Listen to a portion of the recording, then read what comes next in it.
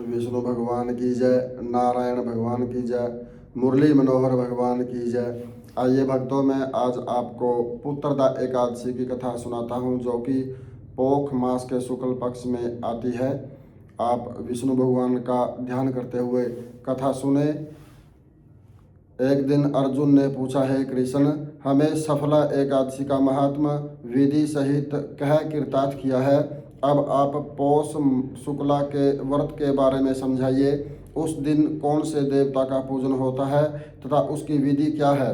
इस पर श्री कृष्ण बोले, हे कुंती पुत्र, पोख की शुक्ला पक्ष की एकादशी का नाम पुत्रदा एकादशी है। इस व्रत में नारायण भगवान की पूजा करनी चाहिए। वैसे कोई भी एकादशी हो, भगवान नारायण की ही पूजा होती है, परंतु पुत्रदा एकादशी में विशेष पूजा होती है नारायण भगवान की। इस संसार में पुत्रदा एकादशी के व्रत के समान अन्य दूसरा व्रत नहीं है। इसके पुण्य से मनुष्य तपस्वी, विद्वान और धनवान होता है। इसकी एक कथा है, उसे सुनो। भद्रावती नगरी में सुकेतुमान नाम का एक राजा राज्य करता था। वह निसंतान था। उसकी स्त्री का नाम शिव्या था। वह सदैव निपुत्री होने के कारण चिंतित रहती थी। उस पुत्रहीन राजा के पितर रोकर पिंड लेते थे कि उन्हें बाद में कौन पिंड देगा, क्योंकि राजा के घर में कोई पुत्र नहीं था। और उस राजा के जो पितर थे, उनको भी इस बात की बड़ी चिंता थी कि राजा के जाने के बाद हमें कौन पिंड दान करेगा, कौन हमारा तर्पण करेगा। उधर राजा को बंधु बांधव, मंत्री, मित्र, राज्य, हाथी, घोड़ा आदि से भी संतोष नहीं होता था। वह विचार करता था कि मेरे मरने पर मुझे कौन पिंड देगा। बिना पुत्र के पितरों और देवताओं से ऋण ही हो सकते हैं। जिस घर में पुत्र नहीं, वहाँ सदैव अंधेरा ही रहता है। इस तरह राजा रात दिन उसी चिंता में लगा रहता। एक दिन राजा ने अपने शरीर को त्याग देने की सोची, परंतु विचार करने लगा, आत्मघात करना महापाप है। यानी कि राजा ने आत्महत्या करने की सोची, परंतु साथ में ही उसके मन में विचार आया, आत्महत्या करना महापाप है। आत्महत्या करने वाले भगवान के भी दोषी होते हैं। उनका कभी भी कोई निवारण नहीं होता, उनकी सदगति नहीं होती। राजा इस पर विचार कर एक दिन छिप के वन को चल दिया। राजा घोड़े पर सवार होकर वन में पक्षियों और वृक्षों को देखने लगा। वन के दृश्यों को देखकर राजा को सोच विचार में दोपहर हो गई।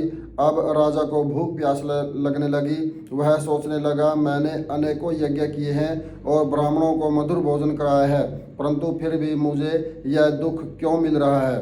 राजा प्यास के कारण बहुत बेचैन होने लगा और पानी की तलाश में आगे बढ़ा। कुछ ही आगे जाने पर उसे एक सरोवर मिला। उस सरोवर में कमल खिले हुए थे। उस सरोवर में सारस, हंस, मगरमच्छ आदि जल क्रीड़ा कर रहे थे। उस सरोवर के चारों तरफ मुनियों के आश्रम बने थे। तभी राजा के दाहिने अंग फड़फड़ाने लगे।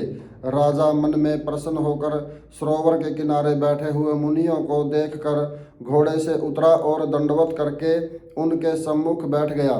राजा को देखकर मुनीश्वर बोले, हे राजा, हम तुमसे अत्यंत प्रसन्न हैं। तुम इस जगह कैसे आए हो, सो कहो।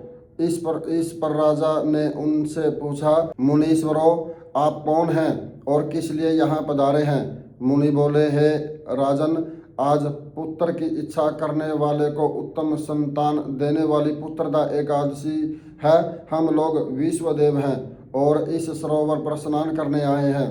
इस पर राजा बोला, हे मुनीश्वर, मेरे भी कोई पुत्र नहीं है। यदि आप मुझ पर प्रसन्न हो तो एक पुत्र का वरदान दीजिए। मुनि बोले, हे राजन, आज पुत्रदा एकादशी है, आप इसका व्रत करें। भगवान की कृपा से आपके अवश्य पुत्र होगा।